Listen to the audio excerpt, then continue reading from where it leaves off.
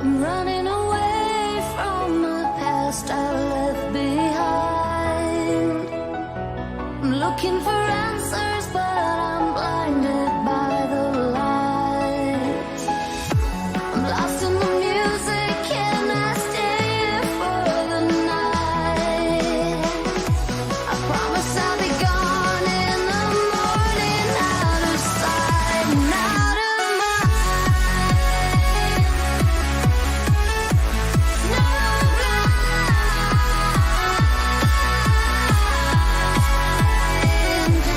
out of sight and out of mind.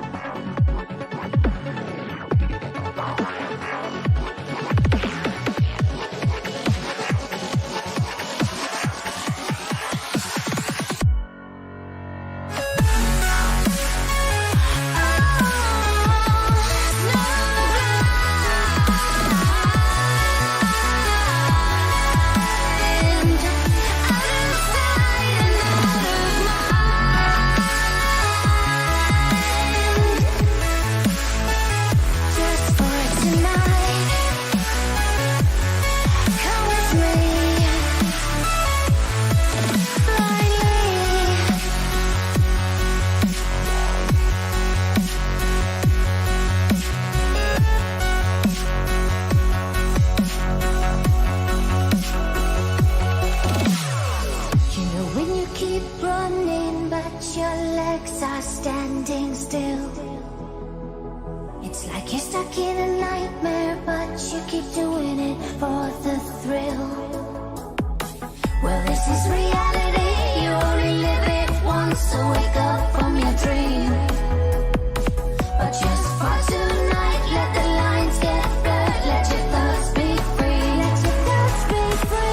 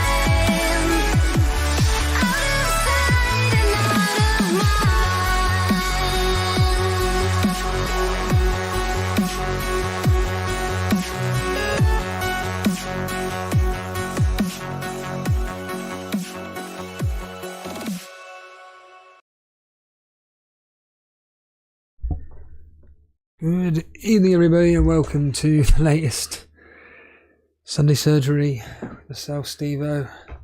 Apparently, I've got to be positive. Got to be positive. Got to be positive. Got to be positive about your team doing really, really badly. Got to be positive after seeing your captain blank. Got to be positive after Liverpool threw away the title.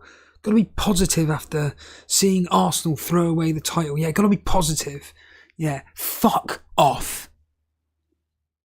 Jesus Christ. I say it every fucking week. Oh, sorry.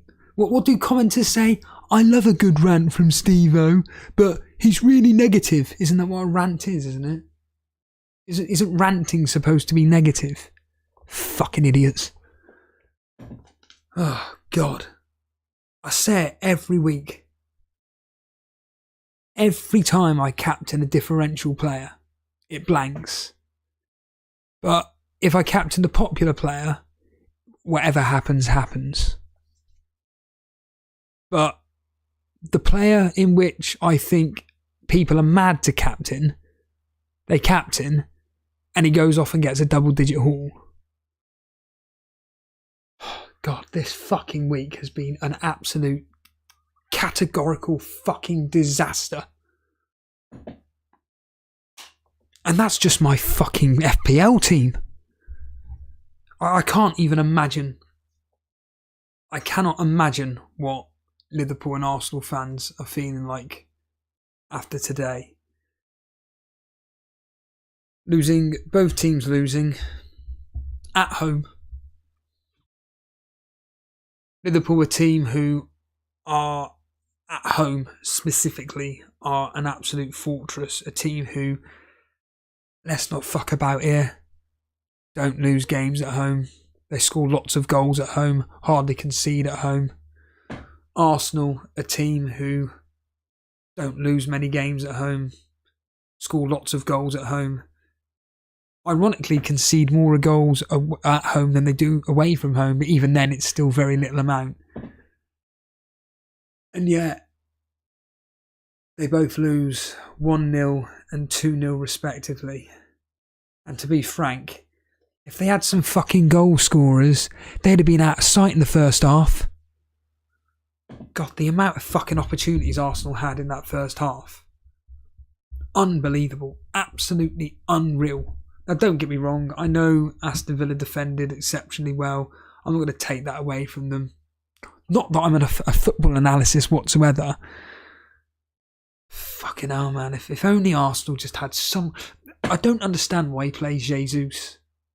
I don't understand what Jesus brings to the team. I'm being serious. I have no idea what Jesus brings to the team. I don't know why Mikel Arteta seems to... What is it again? If it's not broke, don't try and fix it. Just play Havertz, Trossard and Saka, the front three, done.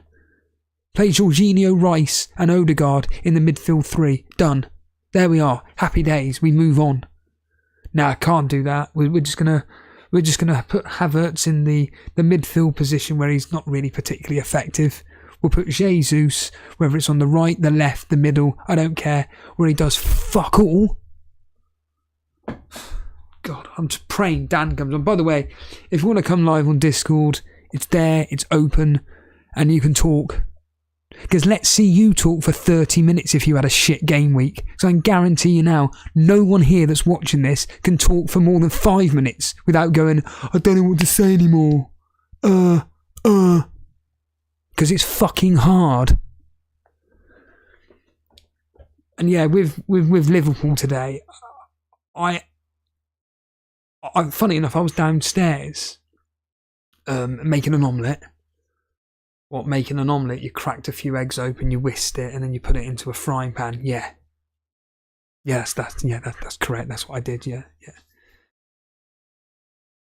And lo and behold, when I came upstairs, during that 5 minutes or so, on one of the replays, it shows Salah. Was it he hit the post, didn't he? Guarantee you now, if I hadn't have captained him, that'd have gone in the back of the net. Absolute guaranteed.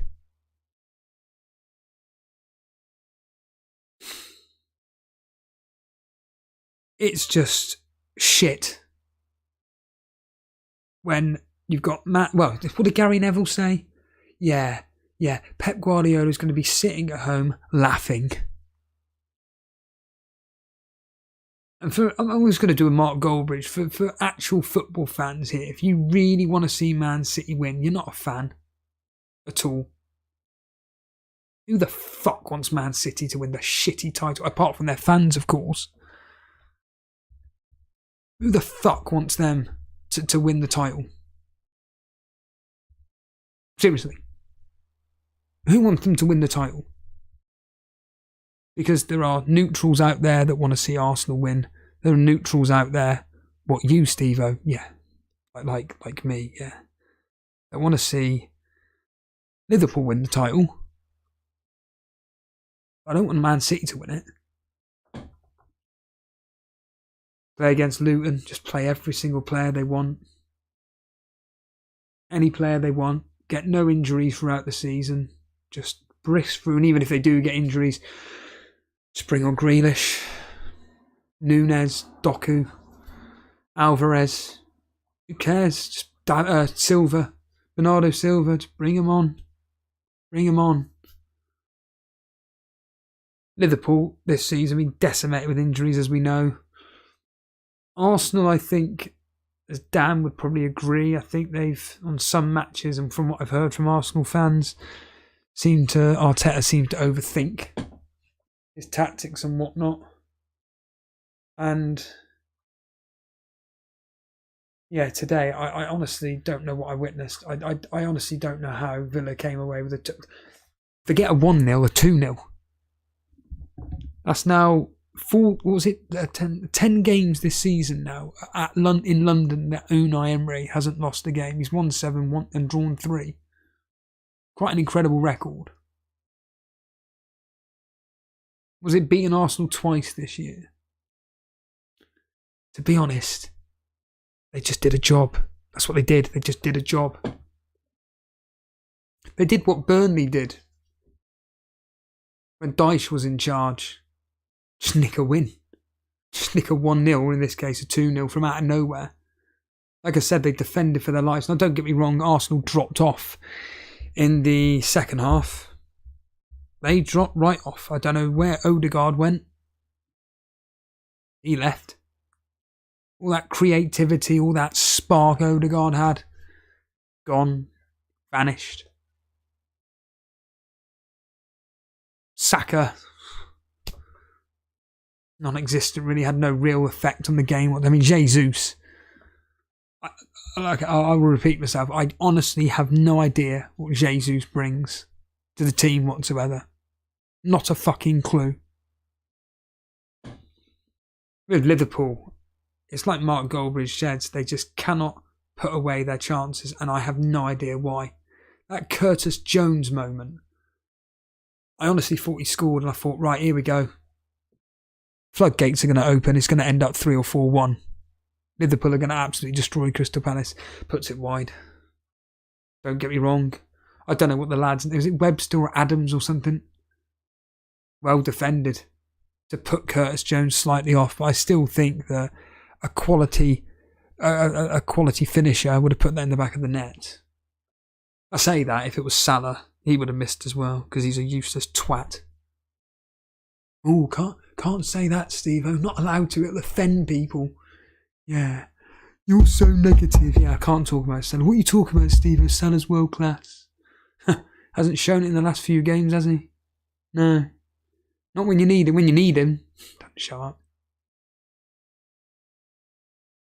I thought Liverpool did look a bit better when Jota came on. Gakpo actually performed okay. There's a bit more creative spark there. What's his name? Szoboszlai? He came on. That Endo, I mean, I saw it on whoscored.com. Please do not start him. Starts the game. Complete clown, to be honest with you. Again, what does he bring to the team? I generally don't know. Szoboszlai comes on. Oh, a bit of energy. A bit of drive. They both lose, and now Man City are 2 points clear at the top, and what is the chance of them being caught? Seriously.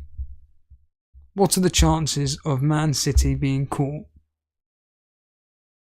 Because their fixtures upcoming, they got Brighton. Well, I know this off the top of my head. They got Brighton next, which there is a very, very, very, very small possibility. Very small possibility that Brighton could cause an upset. Let's have a look at the history, shall we, between Brighton and Man City. Hopefully, it'll be in Brighton's favour. No. Brighton, in 6 matches, have got a total of 4 points. They drew with them 1-1, which was on the 24th of May last year. And the other 3 points came on the 18th of May, 2021. It's a shame it's not May. Other than that, 4-1, 3-0, 3-1, 2-1. Obviously all to Man City. Man City's running over the next several weeks. So obviously they've got Real Madrid next. Then it's Chelsea in the FA Cup. So 2 very, very important games. And do you know what? I have a feeling that Chelsea could potentially cause an upset in that game. Then it's Brighton, Nottingham Forest. I don't know where the Champions League fits into this, the semi-finals, but then it's Brighton, Nottingham Forest, Wolves, Fulham, Tottenham, West Ham. West Ham on the final day of the season. You know, the team that lost today to Fulham. Thank fuck Muniz did jack shit today. Thank God for that. Because that would have been icing on the cake from my point of view. Anyway, I've done enough talking. Apparently Animations want to say something, so let's see what he has to say. Evening Animations, what do you want to say? That's why I'd come on tonight and talk about my FPL team, see how you're doing in general, and just have a little chat, mate. I'm already bored. Excite me, please. Well, I had the double Newcastle attack after I nearly started Darwin this week, so I narrowly got away with that. But yeah, and you'll be happy to know I ended up bringing in Man United defence, which was bloody atrocious. As soon as Solanke scored, I cried myself to sleep. That was 30 seconds. You've just stopped speaking. You've still got another 20 minutes to talk, mate. Not easy, is it? Nah, that's true. Well, yeah, I mean, if you wanted to discuss about my team, well, I had Onana in goal, and I had Van Heck, and yeah, just about the games today as well, and just general, like, they were shocking results, mate. I didn't see Villa winning, like you was just saying, like 2-0. Who would have thought that would have come out of the woodwork? You've paused again, mate. You need to continue talking. This is a... Oh, sorry. You know, I'm not taking the piss here. I'm being genuinely serious. I don't want to talk anymore. You've decided to come on. I invited you on. You're to talk. You're now to talk to the audience about what's going on, mate. Well, yeah, and then obviously in general, the Liverpool game was just a very weird result. Like Jones missing that opportunity. I was saying to one of my other mates about that chance he missed, and it was just absolutely shocking. And then like West Ham and Fulham, I don't know if I really saw West Ham losing 2-0 to Fulham, but yeah, just a very shocking amount of results today. And overall, on the old team, didn't do too bad. But now it's on to the 3 at 34 really, and very interestingly to see what people in the community are saying and stuff like that, like Firetog and Podner and Buffy and stuff like that, really. So yeah. Then obviously the Everton game tomorrow, that'll be very interesting. So hopefully Gusto starts that, and Palmer can come through for everyone, and then maybe it might save the game week. But yeah.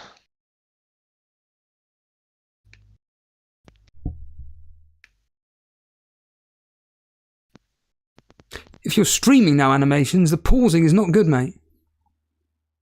Nah, I just didn't know what else to re-say, really. Exactly, you've just proven my point. So can you tell the audience how difficult it is to speak for 35 minutes enthusiastically?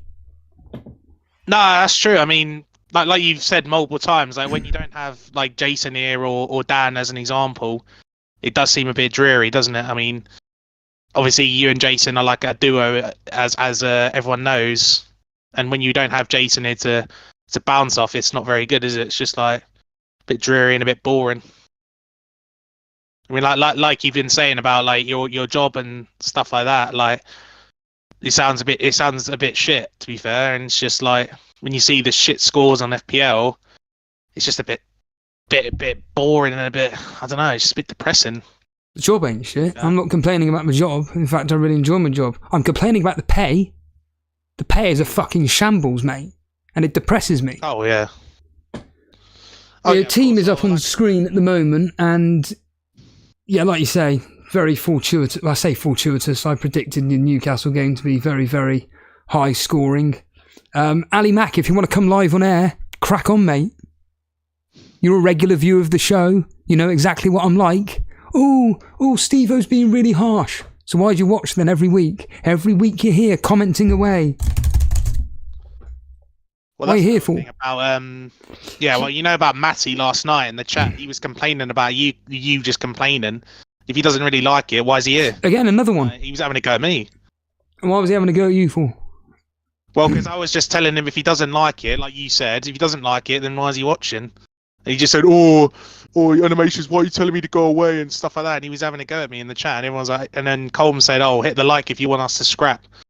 So, Well, I won't go that far, but at the end of the day, as I keep stating, people come to this channel because they like the passion shown by the two presenters. Now, I know I'm fully aware, due to circumstances, it's solo time. And I reiterate this point, like some guy today on the comments saying, "Don't tell me not to watch your videos because I really like your content." Well, if you like the content, you know what the context is. That the person behind the camera or in front of the camera is pissed off because they're having a shit season. Now, if you want to go and watch one of the big channels that play it safe, as I've discussed with Ray 50,000 times about, and plays it safe, be my guest. Go on there and enjoy their content. Please do. If you're going to sit here right now and consume the content that I'm giving out right now, don't complain about it. If you want to come live on air, it's there in the waiting room. These people know what to do. There's a Discord. They're all part of it. They can come on the Discord now, they can come live on air, and they can talk. But they choose not to, because they're just keyboard warriors, just like a certain individual from a certain other content creator says. They're just keyboard warriors. They don't want to talk, because they shit themselves, because they don't like being called out. They don't like it. And when you're having a shit season, like I've already seen with several members of this community, they don't watch the streams anymore. They don't come live on air anymore. But me and Jason still provide you with the so-called entertainment that people come along to watch. But yeah, your team at the moment, what are you doing with Gameweek 34? well, like I said just there in the chat, I'm currently on free hit, and I think probably 80% of it's locked, mate, to be fair.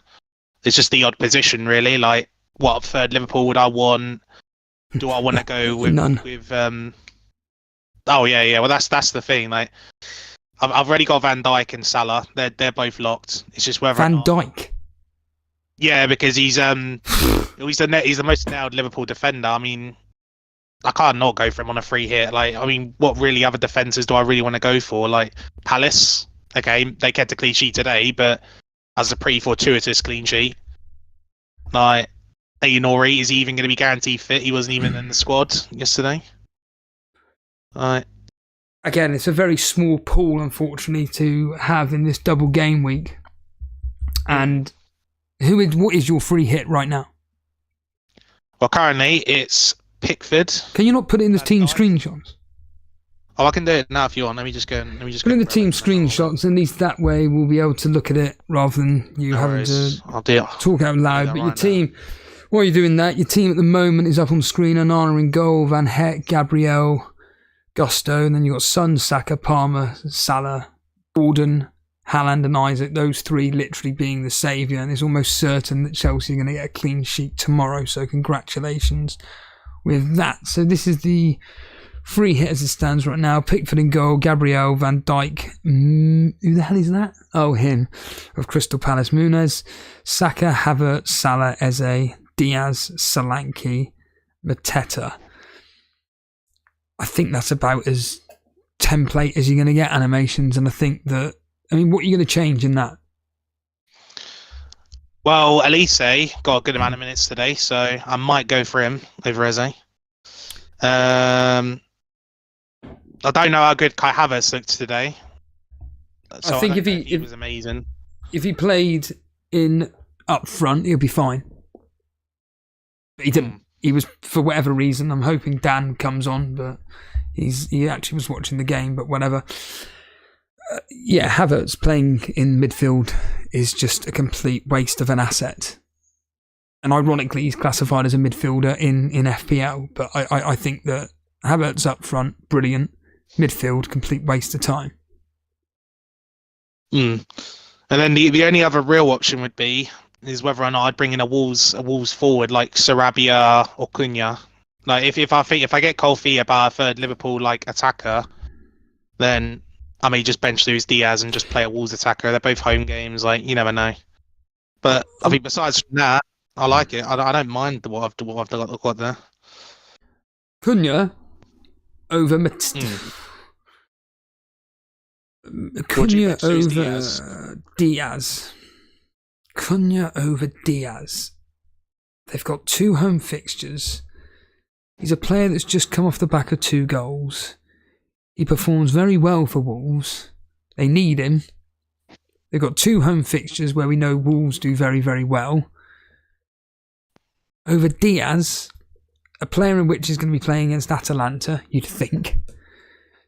2 away fixtures against Fulham, who are very good at home. I expect that to be quite high scoring, off the top of my head. And then it's Everton at home to Liverpool, where we know those games are usually always very, very tight. I'm probably going to be proven wrong now, but let's just have a quick look at Liverpool versus Everton. I'm pretty certain that those fixtures are relatively tight. And of course, it doesn't come up with what I need. Brilliant. Thanks very much for that. But Liverpool's form at the moment is very, very poor. Everton are fighting for their lives. And the answer is their history versus... Yes, there's a lot of 2-0s. Liverpool 0, Everton 2. Then we got an anomaly here, 4-1 against Everton. But then we got a 2-0, a 0-0, a 2-0, a 2-0. So, am I right in saying that Bradley was taken off injured today? Yes, he came off for Trent. And you bring him in for Van Dijk then? I think you go with Van Dijk, Trent over Van Dijk. Well, this is the thing, right? If Trent gets minutes against Atalanta, then I might consider it. But what if Gomez starts and Trent hasn't got a lot of minutes in his legs? That's the only thing that would worry me. Yeah, but the fact that Trent Alexander came on today, within reason, he looked relatively attacking. I think just go for it. You've got... Look, you, within the YouTube chat league, you're what, 20th? Something like that, give or take? Well, yeah, because Anthony Gordon and Isaac pushed me up, yeah. Right, so you are actually 20th as of yesterday, just behind Karma Baby. Obviously, it depends on where you're wanting to end up overall rank. At the moment, it stands at 274k. I think... I know it's difficult, and I know that a lot of people want to go with safety, and the usual terminology is, but there's no point in going differential for the sake of differential. Trent Alexander-Arnold is exactly a differential in the sense of, you know, he's a player that isn't a first teamer. He is a first teamer. I do think that he probably plays both games. The fact that Bradley's... I don't know what the extent... I mean, what was the extent of the injury? Do we know? Nah, not that I'm aware of. I don't think anything's come out. Unless someone can tell us in the chat, but... yeah. I think it's worth the punt over Van Dijk, personally. I think it really is worth the punt. Well, I think, like you just mentioned, yeah, it probably is worth the punt. Like, even if he doesn't play both games, I'll surely at least get, 80 to maybe 120 minutes max out of him. And I think, to be fair, like you said, I think you've convinced me now. It's only a 1 week punt. Why not? Cunha over Havertz. I think I don't have a problem with that. I think it's look, they're 2 good fixtures within reason. I don't mind the Cunha pick at all. Look, Arsenal are away at Bayern Munich. Then they've got Wolves away. It's not an easy fixture. It's very, very difficult. And I would not be surprised if Wolves were to maybe nick a result. I'm not saying they will, and I still would predict probably Arsenal to win maybe 2-1, something like that. But Cunha, again, it's a nice little, tiny little differential. And you are obviously going to have the likes of Saka in your team, Salah, Diaz is, probably the safest, Solanke and whatnot. But I do in your team there, I've got Pickford, Gabriel, Van Dijk, Saka, Havertz, Salah, Eze, Solanke. I've got 8 of your 11. Your differentials on me are Mateta, Diaz and the Crystal Palace defender. That's it. And you're playing a free hit. Yeah, of course. And I'm doing absolutely atrociously at this game, and yet you've got 8 of my 11.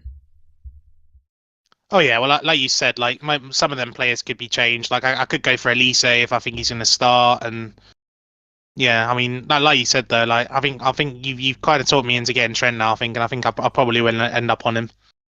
Eze is the safety pick. Elise is a safety pick in the same. Yeah, he's the safety, but he will play. But he's the fun pick. And he's the player that could potentially... I mean, if you look through both their histories, apart from today, they've got exactly the same amount of goals and assists. The only downside to Eze is that he seems to perform better away from home, whereas Elise seems to get slightly better returns at home. It's very, very, very, very marginal. Extremely marginal.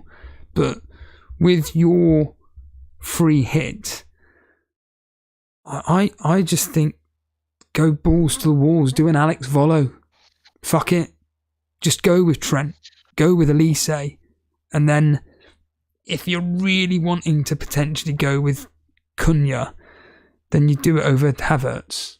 But other than that, I think your team is absolutely set in stone. Yeah, well, like as you correctly just spoke, I've made those moves now. I've bought in Trent, so... Yeah, I suppose we'll see towards the end of the week what really happens, really. How much is Trent? How much did you buy him for? Well, he's 8.4 million, but money's not really an option because obviously I don't have Haaland. I've got 7.9 currently in the bank, so this money's not really an option. No, it won't be on a free hit. It won't be. And then chip-wise, what does that mean you've got left? So I've got my bench boost, which by transfers this week have set me up for that bench boost in 37. You're doing bench boost 37? Yes, but my bench will be okay-ish with a few of the other transfers I'll probably make before then. But, yeah. What is your aim for the end of this season? Because Max Roberts is well, you had that little bet. I mean, I don't know what's going on with that now, but it really doesn't matter. But you are, if my maths is okay, you're 33 points behind him as of yesterday. Yeah, I mean, I think my goal for this season is to probably get top 200k, probably like 150k ish. I think for me, like I think that would make me happy this season. Like I feel like the above top 100k would probably just be a bit of a fast stretch unless I go for like some of these differentials like you've been saying, like Trent, Elise, Stark Cunha, stuff like that, and hopefully they go big in this double game week, and then. Yeah, hopefully 37 can maybe pay off as well. Yeah, it's down to what you're expecting from the fact that Crystal Palace have 2 home games is very, very. That's good news for free hitters because it means then at that point because Crystal Palace are better at home than they are away from home. Even though ironically today they've just beaten one of the best teams at home, you couldn't make it up. But Crystal Palace at home, as I bring it up here. They are in the table. Okay, I say all that. They're actually one of the worst teams at home in the league. So they've won 4, drawn 4, lost 7. Admittedly, in the last 6, they've only lost twice. 4-2 against Man City and 3-1 against Chelsea. But they're up against 2 teams in which are West Ham, who are just pretty much on the beach now. They've got a game against Bayer Leverkusen, I get that, but they're finished. They're not going to be going through in that particular tie. And then they're at home to Newcastle, where I can see that being a nice end-to-end game. Newcastle being poor at home, away from home, sorry. I can see Crystal Palace winning there, 2-1 maybe. And yeah, the fact that there's 2 home fixtures for Crystal Palace, you're in the driving seat. Wolves again, another team at home, very, very good. At home they are 12th in the league, won 7, drawn 3, lost 5. Admittedly in the last 6 they've lost 3. Their form is all over the place, but this is the type of. It was always the same at the end of the season. It's just taking those little punts, and I think you going with Trent Alexander-Arnold could be could pay off. Yeah, I think like you said, I think I've brought him in now, so I probably won't really pay much attention to FPL and probably until maybe the Champions League games have ended and stuff, and then we'll just go from there, I guess, and then going on to the end of the season, I guess. Absolutely, Animations, you're a star. Thanks for coming on. Thanks for having me on, mate, and yeah, hopefully this week will be good for you. Thank you very much. Yes. There's Animations there. Thank you very much. We then have Nuclear Atoms on air. Hello, Nuclear Atoms. Welcome.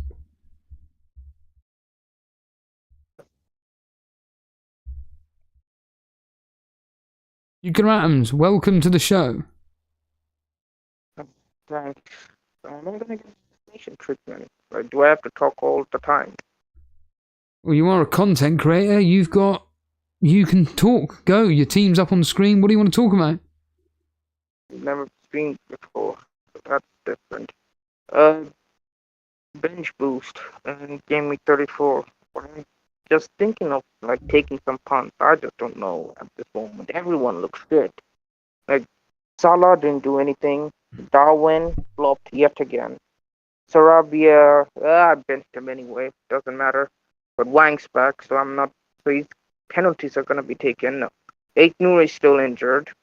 And who else am I going to go? Let me just cut in there. Nuri's going to be fine. He just didn't pass the fitness test this week. He'll be fine. Oh, okay, that's one worry lifted. Okay, so the 3 transfers.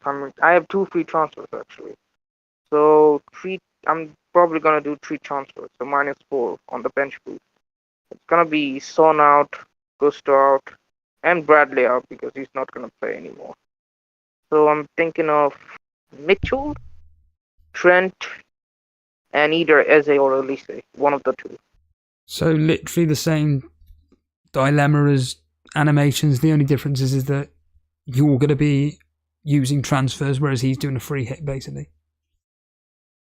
He has to be been less worried than me because I'm using bench while he's using free hit. He can freely go around taking punts and not have to worry about it. Any minutes. Well, I have to worry about minutes. Well, this is the point being is that with Animations, he's going to be bringing in players which are like you. Basically, it's either going to be Eze or Elise. But he's already brought in Trent now. And who's the other one? Sorry. Oh, Mitchell. And you're wanting to get rid of Gusto before his double game week in 30, whatever it is. He's not going to do anything in that. He's not going to do anything. Chelsea concedes so many goals, and their stats are horrendous, and they're like they should be like in the bottom half. They're really lucky to be in the top half of the table right now. So your team is beautifully set up. You're going to have 15 double game week players. Apart from, 13. 13 after the transfer. No, it's going to be 14 after the transfers, I think. Because... Oh, Gusto, you're not going to have, are you? Yeah. Yeah, but you'll have Palmer and Haaland. Palmer and Haaland, yeah. Yeah. But Palmer's going to double, so I can't get rid of it. No, sorry, I meant for this specific game week, you've got 13 doublers. Yeah. And then I'm assuming the plan will be to bring Son back in, like me, in game week 35. I'm not really sure about that. Like, I'm not really keen on doing Son back because he's not been looking very good and he's been taken off before 60th minute today. I don't know why. And there's other options, maybe a cheaper option because they aren't doing anything right now, Spurs. They're losing it. And just doing the same tactics and everyone figured it out now. And it's not working. And maybe Richarlison could come back and I can get Richarlison instead. Maybe he could change something with Spurs. On the app, it says he's expected to back in 28 April. So just in time for 35. If he gets into the team, of course. Yeah, I think they're gonna need him though. Because Well, Son as striker isn't working. Werner's absolutely hopeless, so I think that I personally think that Werner should not be starting. He's an impact player, and I think that it should be, well, when Richarlison's fit, it should be Richarlison's son, Johnson, and Kulusevski. I think that's their best front four, personally. But this double game week 34 player team, for anybody that's listening in, it's Raya in goal, Ain't Nuri, Gabriel, probably going to be Trent, probably going to be Eze, Saka, Palmer, Salah, Darwin, Haaland, Solanke, Pickford, Sarabia, Mitchell, or another Crystal Palace defender, and Braithwaite for a -4 on a bench boost. I think you've nailed it, Nuclear Atoms. This is a excellent team. Think so. Hopefully Palmer gets something. Like Arsenal are very good at defending, but today they choked. So maybe Palmer could get something out of it. And he always gets a fluky penalty. And Haaland's just Haaland. Maybe he could get something. Haaland's been absolutely dreadful. Don't let that 10-pointer fool you today, guys, because he's not been doing anything ever since De Bruyne got injured, and people don't pass it to him anymore. Like I'm seeing Foden taking shots on his own, Bernardo Silva taking shots on his own. They don't pass it to him anymore. Alvarez also, when he comes in, Doku always has been selfish. So he plays well when Grealish comes in, but even Grealish has a dip in form now, and he sometimes gets benched as well. So Haaland really struggles now, and if he doesn't get the ball, he doesn't do anything. Your thoughts on the upcoming Real Madrid game then? Champions League game, sorry. 3-3, Oh my extraordinary. God. What were you like during the game, and then what are you expecting from Wednesday? Okay, the first goal, Lunin mistake. That was Lunin's mistake. I was livid with that one because that was such a fluky thing to get Bernardo Silva, and he always scores against us for some reason. And he got another goal. Then we counterattacked, one back, and then immediately 2-1 up.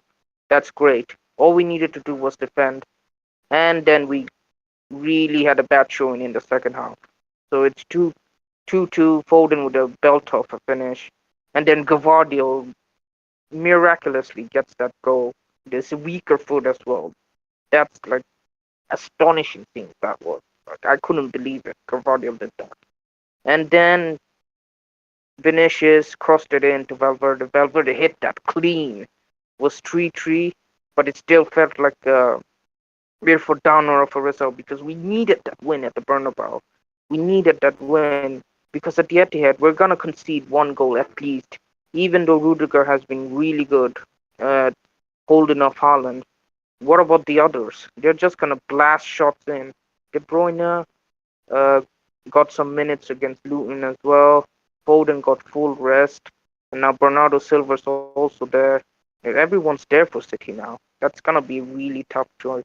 And Tchouaméni's, for us, is suspended against City. He got that yellow card last time around. And it's really put a dagger in our plans. Tchouaméni is very vital to our defensive play. And Eder Militao is still not fully back. He got some minutes in the weekend yesterday. But I don't know. I think if we play Nacho, we're dead. Rudiger and Nacho will not work that well against City. They're just gonna target him and get the goal. We really have to be patient, I think, against it in the Etihad. And our players are gonna have that City game last year in the back of their mind, and they're not gonna go down without a fight this time around. I think with Bellingham, he needs to be a bit more defensive. He needs to play as a CM. Valverde, push him on the right. Rodrigo, he plays really well on the left, better than he is on the right. And Vinny as striker, because we always need his speed to counter-attack Manchester City. They always get caught off by Vinicius and Rodrigo's speed. And that should be the game plan. Defend hard, wait for it, be patient, because there's no point pressing at the Etihad. They're just going to counter-attack us. Well, the good news is I'm just looking at your away form this year. won 11, drawn 4, lost 1, scored 30, conceded 13. And I know Man City are a team who at home score lots of goals and don't really concede many. I really do hope that you go through nuclear atoms. I really do hope that you take the scalp from Pep Guardiola and move on into the semi-finals, because I am sick to death of Man City. But it's not sounding like you're very confident because it's at the Etihad. Yeah, that's the problem. If it was at the Bernabeu, I would have been I would have had so much confidence going into that, because in the Bernabeu last time around in 2022, we won. Some by miracle, we won. Just we had to score 2 goals right in the 90th minute. Rodrigo came in as an impact sub and he scored, and then Benzema took it home in extra time with that penalty. It was lucky, but it's still in the Bernabeu, the magic of the Bernabeu, and we don't have that anymore in the second leg. It's gonna be very tough right now. I'm really sick of City as well, just winning everything, and they have like loads of expensive players to go off of, but they'll never admit that. They'll just say, "Oh, it's a big team. Big teams tends big," but not every time though. Like we don't preach like so many charges on us. It's just it's just very frustrating to see City having so many expensive players on the bench as well, and they have everyone they need to just come off the bench and do something and win them the match every single time. The Arsenal game really, really frustrated me today. You had the chance to go top of the league, and now you bottled it yet again in classic Arsenal fashion. You bottled it again. I don't think they bottled it. I think it's more the fact that they just didn't take their damn chances, and I think it was just Arteta overthinking it by playing Jesus instead of Havertz up top. I don't think it's completely Arteta's fault though, because the players on the pitch sometimes can't do it when you trust them. Well, that's very true, but he's the one that picks the team, and I just don't understand this playing Jesus up top and putting Havertz in the middle. But he made the subs though. He made the subs when it wasn't working, so he had that in the back of his mind that okay, this is not working. Jesus off. He even took Odegaard off, Havertz off. Like he took lots of people off when they weren't performing.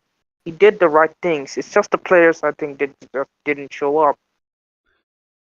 Well, I'd also argue Aston Villa played particularly well. Again, I reiterate this point. I just don't think that Arsenal created enough. Well, they created, but they just didn't have the right players at the right time. I mean, that Trossard moment where Martinez pulls off that save, very similar to Alisson in the Crystal Palace game, where how the hell he saved that Mateta shot is just beyond me.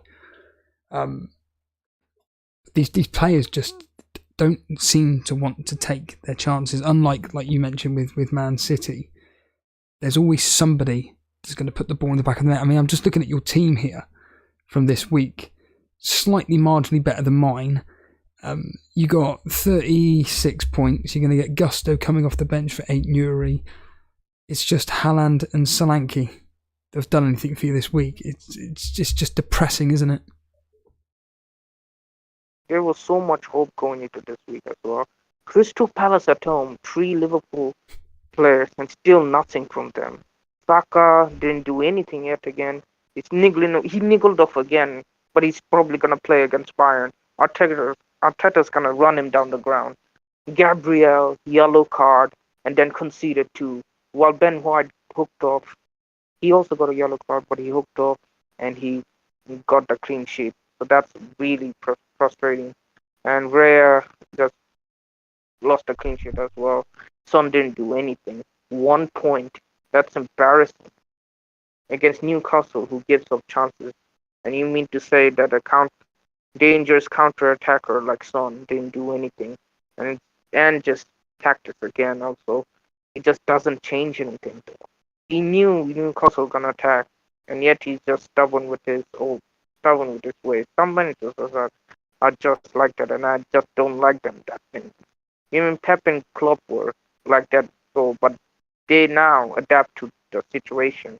They don't always just go on with their philosophy and just stick to it, even though it's not working. They do adapt, but some of these managers just doesn't like to change anything and just going for it and be stubborn and go for it until it works. Absolutely. So, are you confident going into double game week 34 with your bench boost and the amount of players that you're going to have? Because I'll be honest with you, Nuclear Atoms, you've won here. I think you've won the game. You have played a blinder, and this team you've got here, well, it will be Trent in for Bradley, which I think could be absolute genius, or it could completely backfire. But I think you could be on for a winner there. Eze or Elise in for Son. It doesn't really matter. And then whomever for Gusto, like you said, is probably going to be the Crystal Palace defender. I think you're on to a winner here, Nuclear Atoms, and I'm assuming you're going to be captain in Salah. I feel like Captain Salah. No, I'm going. Oh, I think I'm going for Eze. Eze if I bring him. Eze or Elise, one of the two. oh, that's thank God. 2 home fixtures. They have two home fixtures, and Salah's been dreadful. Now he's not been the same since AFCON. Yet again. Crystal Palace at home to Newcastle. Crystal Palace at home to West Ham. 2, on paper, 2 tough opponents, but 2 teams in which concede lots of goals. And Eze or Elise could have. I'll be honest with you, Nuclear Atoms, I think that maybe, fuck it, go with Elise, go with a complete punt. Like I said, he's just done slightly marginally better at home than Eze. Slightly. Go for Elise. Why not? I don't know, man. Like, Eze also has 10 still. And that could be another deciding factor as well. Just don't know which one to get. Ooh. Well, the punt is, it's not even a. I think they're both of equal quality, Eze and Elise. It's just literally just a toss of a coin, and I think if you really want to push up the table and the ranks, Elise could be. It's like with animations, like I said, I know he's still here. I think that Elise could be that nice little differential. It's a free hit at the end of the day. You're going to be moving forward with these particular players. And, you know, the following week, Crystal Palace are away at Fulham. Decent enough fixture. And then they have Man United at home. Brilliant fixture. 37. Well, you're probably not going to play him, whoever it is, but his Wolves away, well, you can forget about it, by which point you've probably sold him anyway. So 7 is going to be free hit for me. Oh, you're using the free hit in 37? Yeah. Wow. And who are you going to be attacking in that? I would have thought Newcastle for definite and Tottenham. Too much. I think I'll have Bruno Fernandes as well. Because getting lucky goals. I know it's frustrating, but he just gets lucky goals. And triple Man City. I think that's going to be the one. I'll tell you a punt from. It's not even a punt. No, in fact, fuck it is a punt. Man United double. Rashford. Rashford. No. To exploit the Arsenal and Newcastle defences, I think Rashford could be a beautiful little differential for those 2 games. If you really want to take, like I say, you're going to be bringing in a minimum of 2 Newcastle, surely, Isaac and Gordon. Isaac, Gordon, and I'll go for the triple up Newcastle. Barnes. Fabian Shaw, Trippier by that point. So you'd be going for a defender. Okay. Yeah. And then Spurs, you're going to have Son, I'm assuming? Son and maybe a forward. Maybe. Werner, but Werner's hope. Nah, Werner, waste of time. no defenders. Maybe No. I'll just stick to Son for now. I'm thinking of just Son. And then with Brighton, would you be going with any of their players? Pascal Gross maybe. Pascal Gross. He plays every match. Chelsea players? Chelsea Palmer obviously. And that's it. No, I'm not going any further. So we got 3 from Newcastle, maybe 2 from Man United. Maybe. I think I'm gonna go for a defender or a striker. Defender Either Hoyland or defender. from Man United. Who do they face that week? Arsenal. Newcastle and Arsenal at home. Forget it. Oh no, forget it. That's what I'm saying. I think Rashford could be a bit of a gem. Yeah, maybe hard. He does have the history against Arsenal, right? Rashford has the history against Arsenal. He does score in those games. If I'm attacking that double game week, which I won't be, but I'm definitely going to have I've got Newcastle, Isaac. I'm going to have to be Gordon. I'll be bringing him in. And I think I could go with Rashford. I might just go for a punt and Rashford it. I just don't trust him, Rashford. He just stinks up the place every time. Maybe Garnacho is a better shout though. Or Well, Rasmus Højlund. Again, from a safety point of view, you are absolutely 100% correct. I'm not sitting here and pretending that Garnacho isn't the one to own. But Rashford, I mean, he's what?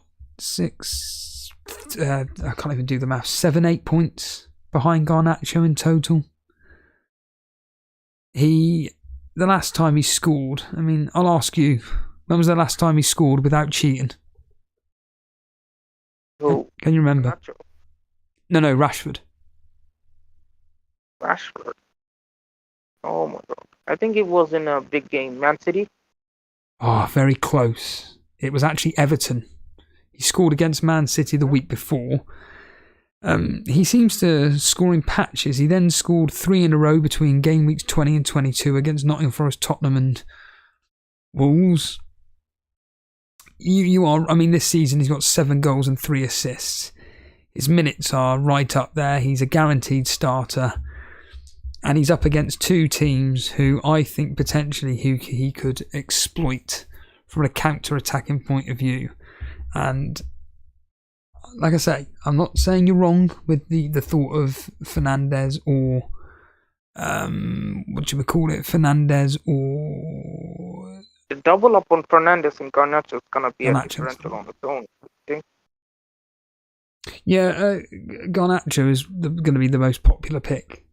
He's going to be the one which the likes of Harbour Boy and whatnot are going to have. But for people like you and me that are chasing, I just think go for it. Just go for it, especially if you're playing bench boost. That free hit though. Free hit, sorry. Yeah, that Bruno Fernandes is gonna be a differential on its own. Like if I double up too much, I might be in trouble. Why not have one safe pick and one differential pick? Yeah, and in that case, it would be either Fernandes with Rashford or Garnacho with Rashford. Yeah. That's the key. That is the key. Anyway, animations, new crams. I'm going to move on to the next call, right? Thanks for having me. No, thank you, new crams. Good luck. Thanks. Cheers. There's new crams there. I'm going to deliberately bring on Dan for obvious reasons. I don't know why he hasn't just come straight on, and I don't know why it's not dragging him in. There we are. Dan, are you there? Good evening. Is it good? No, not at all. It's terrible. Good. I'm glad. Awful. Yeah, I know it's terrible. It's been... Oh dear. Take it away, Dan. Yeah. I mean, I'm actually almost at a loss for words. It was good I didn't come on straight after the game because I was too pissed off, really. Now I've had time for about an hour to settle and gather my thoughts. I mean, it's just, Man City have won the league, basically. Simple as it gets, as you like to say. Dan, you're on a stream here. I've been saying it to Newgrounds, I said it to Animations. This is your show. You got to talk, mate. Okay. All right. I cannot be bothered to talk. I'm too pissed off, and that's because of Arsenal and Liverpool. No, fair enough, mate. I mean, it's in terms of my game week. The cruel irony of FPL is that Watkins obviously got a goal for me. You know, I kept him in because it wasn't worth doing a -4, and yeah, I mean, that's just takes me above the slightly average score of the week. I think it's average is 37 this particular game week and 41. But Dan Burn obviously sat on the bench again. Dan Burn, he's done it so many times this season where I've played him. Newcastle concede, I don't play him, he gets a clean sheet or he gets a return. So for some reason, Dan Burn seems to curse me certain parts of the season. But it's just been a weekend of crazy results, hasn't it? Obviously, Newcastle smashing Tottenham, us losing to Villa. You know, even Fulham nicking a win away at West Ham today was a bit of a shock result. But yeah, I mean, the first half, it was a very even match. You know, we had opportunities. Odegaard played really well. The ball was going into the box, across the box, but we just didn't have that killer instinct. And obviously Watkins hit the post. That was a warning sign. That could have easily gone in. And the second half was just a weird game, Steve. Like, the atmosphere was... You could tell the crowd were tense and they weren't really like lifting the players on. And we were watching the game and it's almost like... Do they realise what's at stake here? But I think the pressure, and they played the occasion rather than the actual game itself. But you have to say, you know, Odegaard went off and we let in 2 goals. And Jorginho, obviously, I know he's a bit older and he didn't start and everything. But, you know, you could look at it and say, well, why break a winning formula, so to speak? I just think in the midfield, but Zinchenko had a poor game as well. Havertz wasn't at his best. I mean, I brought him in before you brought him in on Friday, even though I didn't mention it on the stream on Friday. Rico Lewis obviously come in for me as well. That didn't pay off fully because bloody Man City conceded towards the end. Consolation goal for Luton Town. So it's been a poor game week, and it's just... When Liverpool lost earlier, I couldn't believe it, and I thought, this is all set up for us now. Surely they're going to, grab it and go for it. And it was just, I don't know, just something missing, particularly in the midfield. And like, the most frustrating thing for me is we got clean sheets away at Brighton and away at Man City, 2 really good performances, all that hard work, and we've just flopped. But there's been games earlier in the season, obviously drawing at home to Fulham, who had 10 men, losing away to Fulham, losing at home to West Ham. So it's not all today, but I think even for some neutrals, and I think it's disappointing because this 3-horse title race as it is was, entertaining. And now, let's be honest, I look at City's fixtures. I mean, they may draw a game towards the end of the season. Maybe Tottenham away, maybe Brighton away, but realistically, they're not going to lose any games, are they, in the league now? They know what to do. So I expect City to win it, quite comfortably, really. I don't know if you remember hearing Gary Neville's commentary. He said, Pep Guardiola is going to be sat at home laughing at not only what happened to you, but just in general today. Each team today that were all 3 of you in Europe, all lost to 0. West Ham, yeah, I did say on stream that I could see Fulham potentially beating West Ham. But Liverpool at home to Crystal Palace, 1-0. I don't know, did you watch the game? I didn't know, but I did see at the end, like we were going to the pub, like the brief highlights of it, and one of the other guys was just explaining to me, like, Liverpool just missing chance after chance. And I mean, great result for Palace, fair play, obviously they're, Eze with a goal and, big, massive result for them. But on the stream on Friday, obviously I said to you, after the game against Atlanta on Thursday. But football is a lot about confidence and momentum. And I think, Man City went into the weekend with their heads held high after a draw against Real Madrid. I mean, we came back against Bayern, but there is a case of thinking that was a game to take advantage of us having all fans at our stadium and them having no fans. So, but Liverpool losing that game on Thursday, I think that just knocks their confidence. And obviously the draw against Man United last Sunday. And today they just, you could say Darwin and stuff not clinical enough, and Salah's not been quite on it the last few games. And then with us, it was just, I said to my friend at the end on the way home, I said, well, in that first half, there was plenty of opportunities, but we just don't have that killer striker. And we got away with it against Brighton, but we didn't get away with it today. That's pretty much what I was just saying to Newt Adams. I don't know if you heard any of it or not. I was just saying to Newt Adams that you created enough. There's just no one there to put the ball in the back of the net. A quick question. Yeah, like you said, you've got like a... Well, like you said about... I said at the start of the stream about if it's not broke, don't fix it. Why the hell are you putting Havertz in midfield and Jesus up front? Like, just keep Jesus on the bench, Havertz up front, Trossard and Saka on the wings, Odegaard just behind, and I'm assuming Jorginho would replace Havertz. It'd be Jorginho, Rice, and Odegaard in the middle three. I mean, what on earth was he thinking? Was he just, again, overcomplicating it? Yeah, I think so. Maybe he was thinking rotation a little bit because of Wednesday, but that's crazy to think like that when realistically the Premier League's a priority. The Champions League is just a bonus because it's the first season we're back in it after 6 years, 7 years, whatever it is. So, yeah, Jorginho has been playing very well, really. And why break a winning formula, really? And I love Trossard and that, but I do feel like he's a player that's more effective coming on as a sub with like 20, 30 minutes to go.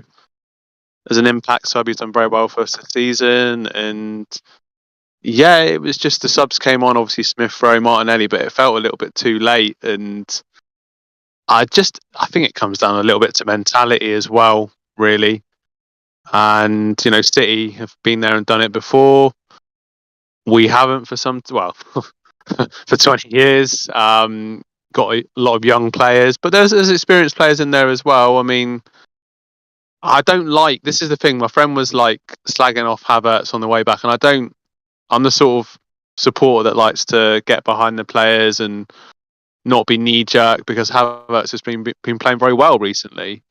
But Zinchenko was poor, Steve-O. Like, I mean, he's just got back into the team, obviously came on second half against Bayern during the week and did okay, but earlier in the season, like, there was an away game to Brentford and he gave it away a couple of times, and other games as well where he was giving it away. And defensively, like, I was just before I came onto the stream, I was saying to myself, like, there's a reason that they sold Zinchenko, and I do, I'm not saying he's a bad player, but then I think to myself, there's a reason that he plays in centre midfield for Ukraine, not at left back, because that's where his qualities and strengths lie.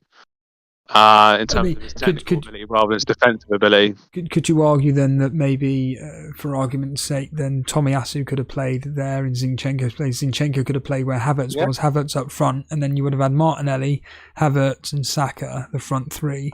Get that early goal like Arsenal do within the first 15-20 minutes, and then contain that Aston Villa done. I know it's easier said than done, but... Well, he's not really tried Zinchenko in the centre midfield role, but he does tend to invert there anyway during the games. Obviously at left back by default, but yeah, it's all,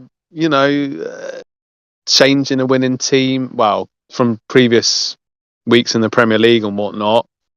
And I mean, we got the away game against Bayern on Wednesday, and yeah, I mean, with the double game week coming up, taking it back to FPL terms, I don't know who you're looking at now, really. The confidence is going to slip. I've seen this all before. So, yeah, it's just seeing Gabriel on 0 points as well.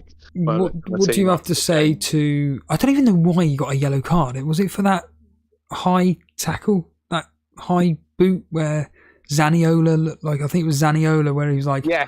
Daniel was in the wars a bit today, wasn't he? yeah. What do you have to say to Nuka Atoms, where he said that Arsenal had bottled it? I disagreed, but as an Arsenal fan, was you? It's funny. I'm just remembering the text messages I exchanged with my landlord last year about how the league went and that, and I can't really argue with him. Really, there is a big psychological element of that. You know, Villa let in 3 against Brentford in 10 minutes last game week. You know, and they've had some injuries. Yes, they're fourth in the league. They're not, they're no mugs, as you like to say, but it's the last 3 years, Steve-o, like even before this, when we were trying to get in top 4 and we got smashed away to Crystal Palace 3-0, I remember far back to that, and then last year drawing at home to Southampton 3-all, and drawing to West Ham 2-2 all when we were 2-0 up. So I just think there's a bit of a naivety. I thought that had gone, but me personally,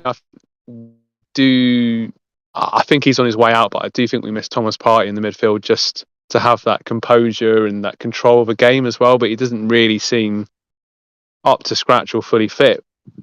But when he came in against Man City, he did quite well in that second half. So you do need someone in there to control the game, and particularly in that second half. That's a weird thing for me. The first half, I can't say we played that bad, but the second half, it was just like we just froze and we were just playing safe, and it was literally deserved a win. Really.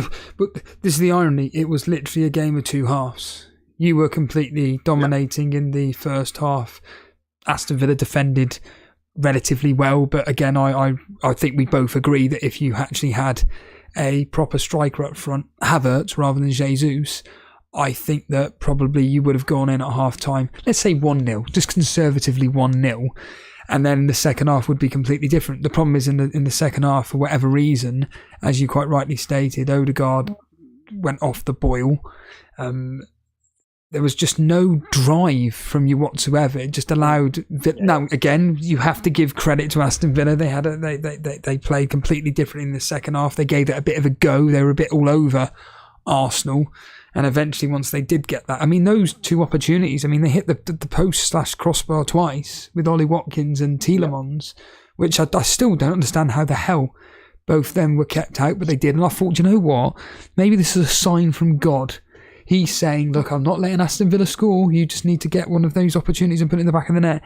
And you just never did. So eventually it's just like, well, I'm just going to let him score then. And then, I mean, I'm right in saying that Bailey scored today, who was the player that you got rid of.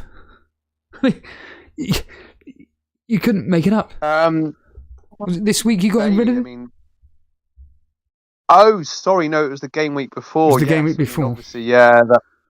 But yeah, he returned the last game week, didn't he? I mean, I think he did return the last game week. No, that was, sorry, I'm getting confused here. But yeah, no, I did. Yes, I did get rid of Bailey this game week. Sorry, I'm just getting muddled up. But yeah, you couldn't make up. I actually forgot about that. So thanks, Steve-o. But yeah, it's never underestimate the opponent, as they say in Art of War. So there we go. I haven't really. It's not really a lot else I can say. I mean, like you said, I think Odegaard was providing that drive, like he did on Wednesday, and like he always does, like he has done a lot this season. But I didn't see that. I mean, Declan Rice didn't have his best game. Obviously he's been really good this season. So yeah, we just kind of lost that battle in the midfield, and Villa just looked dangerous. And once again, it comes down to taking your chances. Like against Brighton, we had lots of opportunities in the first 15 minutes, and then we managed to go on and score. In this game, we had chances, we didn't, and then we got punished.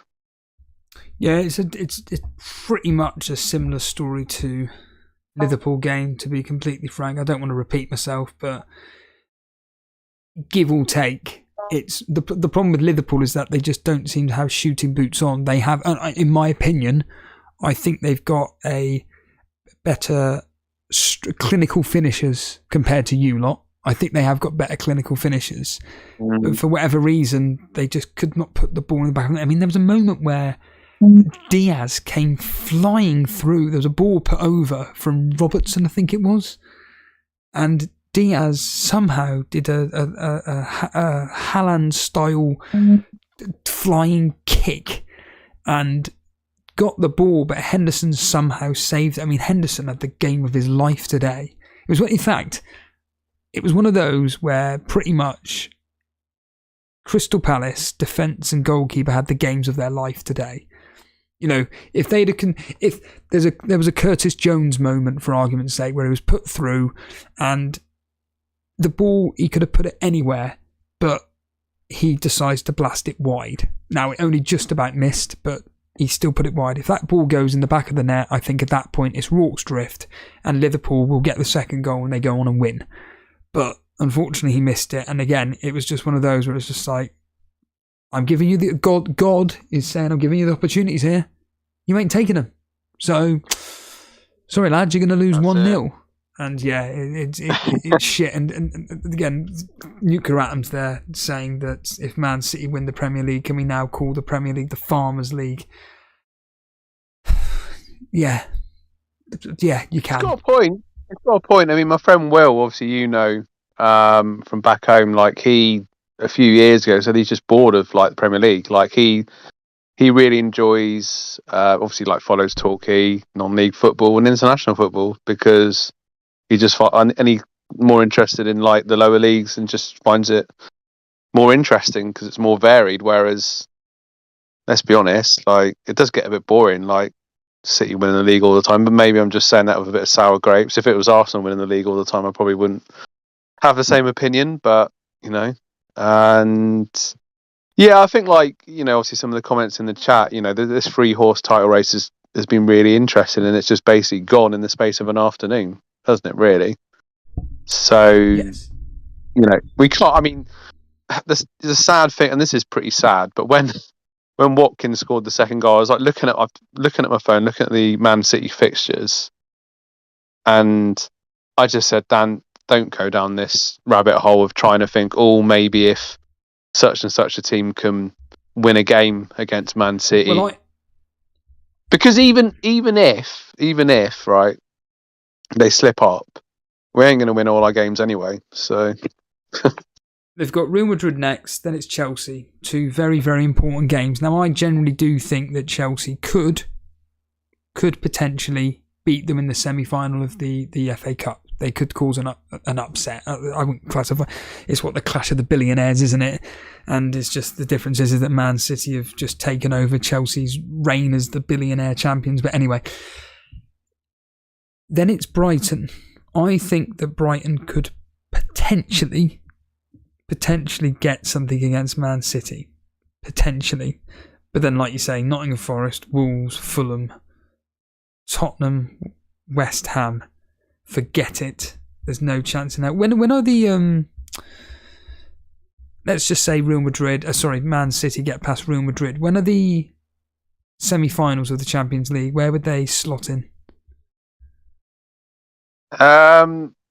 Good question, Steve. I haven't got. If anybody in chat knows, let us know in the chat when you know that is. And then with you guys, Arsenal, of course, you've got this.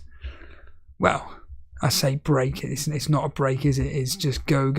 But Bayern Munich this week, and then it's Wolves away, which is awful. Chelsea at home. Evening game as well. Say that again. Evening game. Evening game as well, yeah. You know, I'm always like going on about that away. It does make a difference, I think. Like, yeah. So yeah, another tough game. Then it's Chelsea at home. Should be a win. Tottenham away. I couldn't even call it. Then it's at home to your team, Bournemouth. Then it's away at Man United, and then it's at home to Everton. Now, if you were to get past Bayern Munich, let's just say you were to win 2-1 or 3-1 or so, something convincing, maybe that could, buoy on the team and think, do you know what, I think we've got this winning mentality now, and then maybe these games against Wolves, Chelsea and Tottenham aren't as bad as what they seem. But if you lose that, like, let's go with the history here, 5-1, then at that point it's like we've just lost to Aston Villa. We're pretty much down in the dumps because we think that now we've lost the title, and now we've just lost to Bayern Munich.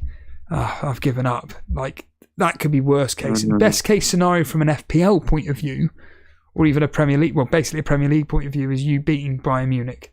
Basically, and I mean beating. I don't mean going through on penalties or extra time. I mean beating them in 90 minutes. Liverpool, on the other hand, this is mad. They've got 4 away games in a row: Atalanta, Fulham, Everton, West Ham. Now, all those games, apart from Everton, should be goals for Liverpool. But unfortunately, with their form of late, which is only 2 wins in the last 6, I just think, as Jamie Carragher said, they're just shattered. They're just tired. And it's really, really showing now. And I think that they're just going to miss out, and it's really down to you lot, Arsenal, to really try and see if you can do some damage in this title race. I think, unfortunately, now Liverpool are out of it. Yeah, I think they've lost that momentum, haven't they, really?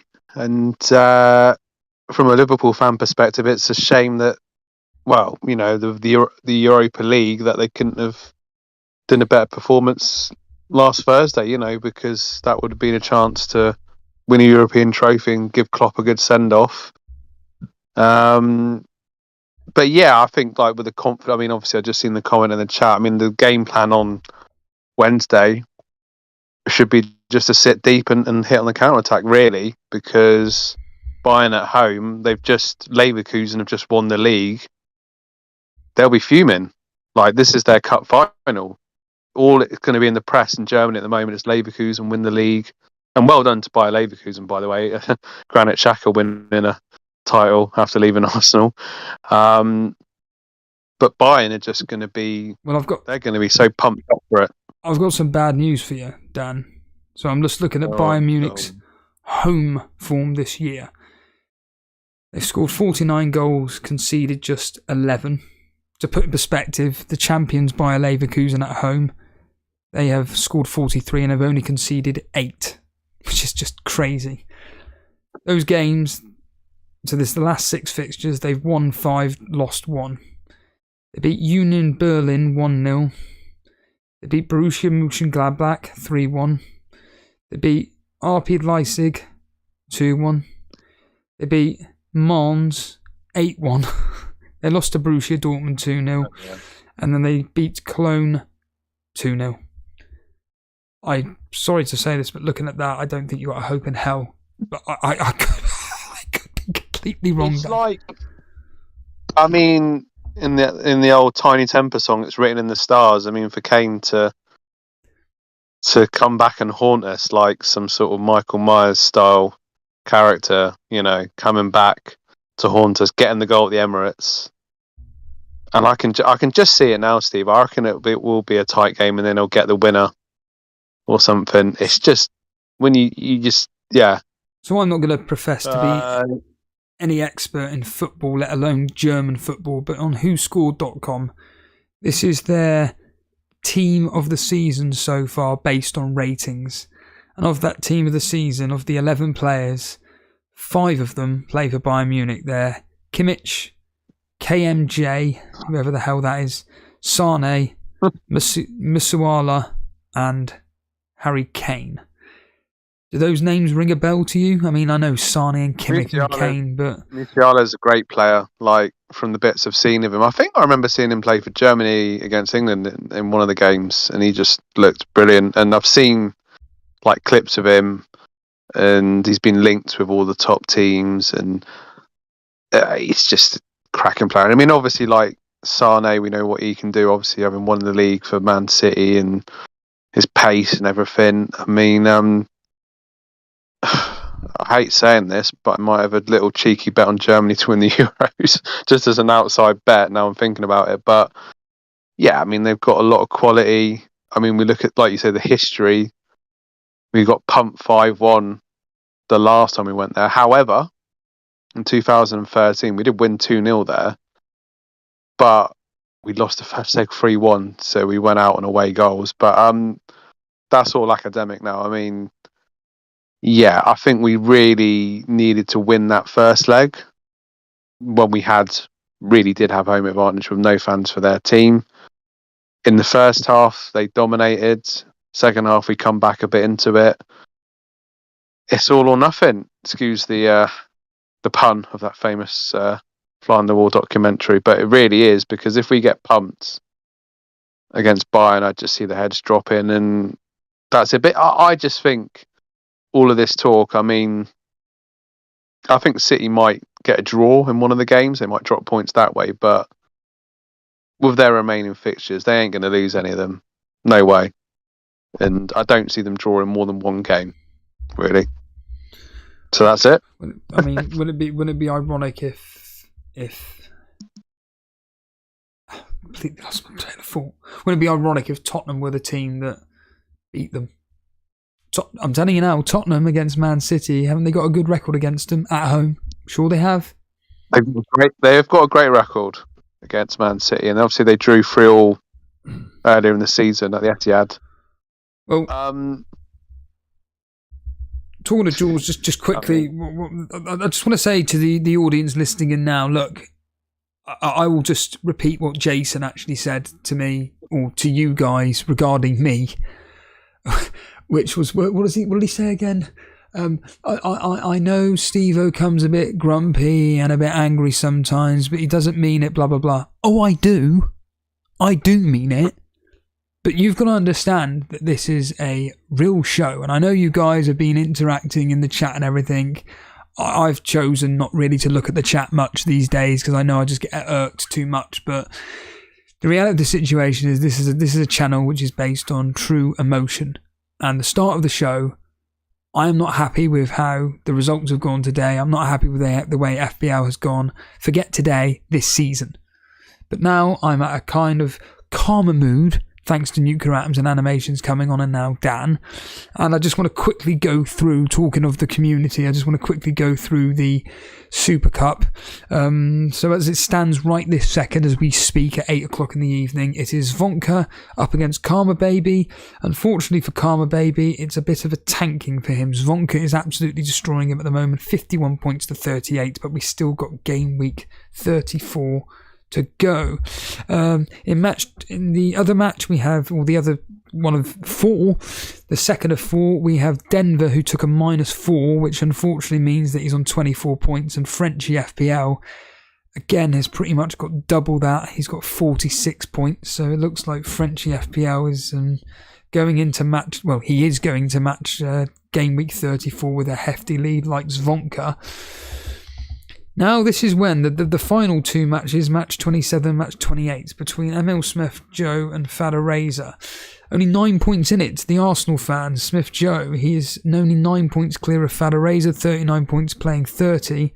And then finally, we actually, talking of draws, Dan, we have a draw between Cy Bellamy and Harbour Boy, both on 43 points. So they're going into double game week 34 with however they're going to be playing it.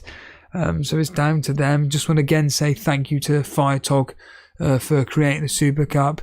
I keep saying it late. Thanks to Alex Volo again for the thumbnails and the great work he does with the channel as well. So really do appreciate that too. Just a quick one, Dan, regarding, sorry to keep banging on about it, but regarding Bayern Munich. They are always involved in high scoring matches. It's a minimum. In fact, yeah, I'm gonna see what your German, in fact, your Champions League knowledge. So this is giving it away. Your Champions League knowledge is like. But the last time Bayern Munich were in a game which was only involved with 1 goal. The last time Bayern Munich were involved in a game which only had 1 goal in it. What, in the Champions League? It's well, coincidentally, it was in the Champions League. This particular match. Was it in the final when they beat PSG? No, it was this season. Oh, right, okay. Bloody hell. They're Italian. They beat Man United away. No, they're Italian. Oh. But they did beat Man United away 1-0.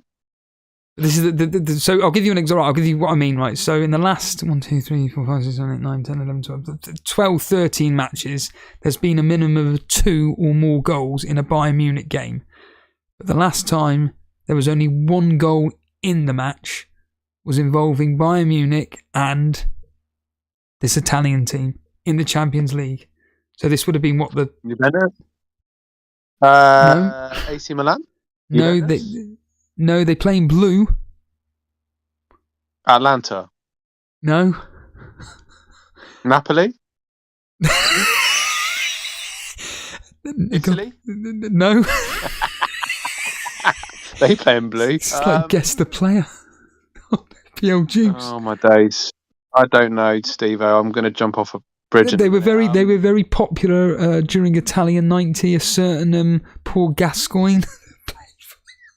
Oh, Lazio. Yes, yeah. Lazio beat them. And then there was the crowd trouble, wasn't it? That's why they got the fans banned. That was the previous round, yeah. Right, okay.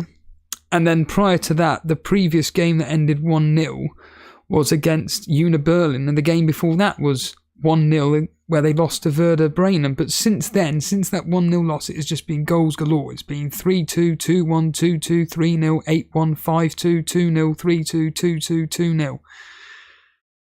So yeah, it's looking like your game is going to be a minimum of 2 goals, and there's a very high chance that Bayern Munich are going to be scoring a minimum of 2 goals against you. It's just a case of, can you guys score 2 goals? Bringing it back round to we kind of want to get out of here, but the conversation is going well, so I'm not going to stop the stream yet. So talking of Arsenal and bringing it back round to FPL, you go out to Bayern Munich. Let's just say it's like a tight game. You lose 2-1 for argument's sake, and you can come out of that game and you go, do you know what? I'm really proud of the boys. Now let's focus on the Premier League. Is Arteta going to be doing much rotation, or is it just going to be nope? He's just going to stick with the same team week in, week out. Essentially, is the double game week safe for most people to be like, yeah, it's going to be the likes of Saka, Gabriel, Saliba, not even Martinelli, Havertz, Odegaard? I think so. I think it's almost like, and I've seen this before with Arsenal, when the hope is basically gone is when the pressure goes off a bit and then they turn up a little bit. So the pressure is still on in this situation, though, really. But to be fair, it's a double game week. Those are 2 good fixtures. If we perform well against Bayern, even if we have a narrow defeat, I'm hoping, this is me talking on my heart more than my head, that the boys will come back and, at least have some pride to take it to the last, I don't know, day of the season or whatever it may be. Just talking of the doubles and looking ahead, I was talking about some punts. So there are people like Animations that are going to be playing a free hit. You've got Nuka Atoms, who looks like he'll be bringing in 3 players for a -4, and he's going to be removing Bradley. And we mentioned Trent Alexander-Arnold and a toss-up between Eze and Elise. Your thoughts on those 2 options in Elise/Eze and Trent Alexander-Arnold for the double? Yeah, I mean, obviously, Eze's got the goal now today, and that's going to be big for this double game week. So definitely a decent option, really. Yeah, I think Palace will be full of confidence. They've got a win, so to be fair. And yeah, I think regardless of the result today, I think still Liverpool are decent, aren't they? So yeah, it's 2 solid options. Yeah, two very good options, and to be completely frank, I think that depending on what your circumstances are regarding mini leagues or whatever, it is going to be a case of just choosing those tiny little punts, and I think Trent Alexander-Arnold could be a great differential. I think Elise could be somebody to possibly look at as well. Dan, you break it up a bit there. I think it comes to a natural conclusion, this particular game. In fact, just your overall thoughts of this particular week and any standout results for you after you've watched Match of the Day. I would have thought, probably looking at it right here, right now, apart from today, probably Newcastle 4-0. Yeah, I mean, Newcastle, that game, I couldn't believe it when I saw the result, and obviously watched it this morning, and yeah, I suppose at least that's a consolation for me to see Spurs getting smacked up. I really enjoyed the game between Forest and Wolves, actually, probably because there was no FPL assets at stake, and it was actually quite a tasty game, and particularly with Gibbs White giving it to the Wolves fans, I quite enjoyed watching that. Reminded me of when Adebayor ran to our fans, so that was quite a good match to watch. And I'm pretty sure that I called Bournemouth 2, Man United 2 on Friday night. I feel just like me, 90% sure that I... just like me. So, spot on with that. You know, a pretty entertaining, set of games yesterday. But talking of Bournemouth your 2... boy... Well, before we get onto that, talking of Bournemouth 2, Man United 2, after a result like that, I know I've asked you this before, I'll just ask you again. Do you get much vibe in the evening or anything, hearing Bournemouth fans chanting through the streets or whatnot, or is it just pretty quiet? It's nothing, no, it's not like that. But I mean, do you want to just to interject, do you want to just quickly explain maybe whereabouts you live compared to where Bournemouth Stadium actually is, just to give an idea of location and geography? Yeah. Well, I'm on the other side of Bournemouth, really, so I'm not... But because Bournemouth is a town, it's not a million miles away to get to. I mean, when I went to watch them play Villa, it was a 40-minute bus journey, or whatever it was. So, yeah, it's not too far away, to be fair. But when Bournemouth beat Man United 3-0 away, I went out that particular evening. And, yeah, there was a few people out and a few Bournemouth fans out or whatever. But I remember when they got promoted and they beat, I can't remember who it was they beat 1-0. It might have been Forest even to go back up to the Premier League. And I just expected there to be so much more of an atmosphere in the town, but there was nothing. But I think pretty much everyone was at the game in Boscombe. So that's where the obviously the Bournemouth fans are. And there's obviously the Bournemouth pub near to it, I think it's King's Arms or whatever it is, like where all the Bournemouth fans go. And yeah, it's Bournemouth has a loyal set of fans, but it's not like, I don't know, like Newcastle or something, where people will be going out and going crazy or whatever. But there's some loyal, hardcore Bournemouth fans that obviously enjoy it when they win, but it's not like, that crazy carnival atmosphere. I mean, when, obviously I've been to Spain recently, when I watched Malaga beat this intercity team or whatever, and they were all celebrating at the end, going absolutely crazy, and I was just like, wow, this is such a proper atmosphere. So, but to be fair, the last time I watched Bournemouth play against Villa, there was a good atmosphere. There was a much better atmosphere than before, because I think the fans, it's a small stadium and that, but with Tavernier, Semenyo, Cliver, Solanke, it's quite exciting watching Bournemouth now.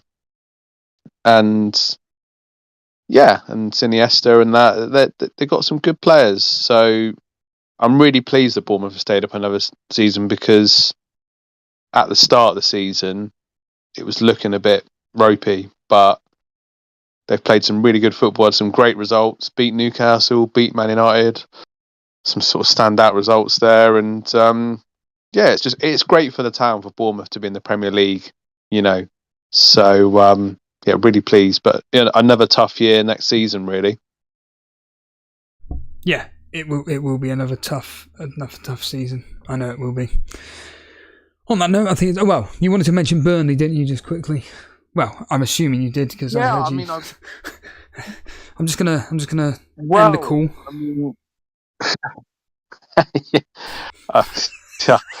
I wouldn't be surprised, but I was watching the highlights this morning and I just felt for you. I mean, I thought, because I didn't know the result of the game, so I do enjoy watching Match of the Day when I don't know the results of I knew some of the results of some of the games, but that particular game, I was thinking, right, come on, Burnley, hang in there.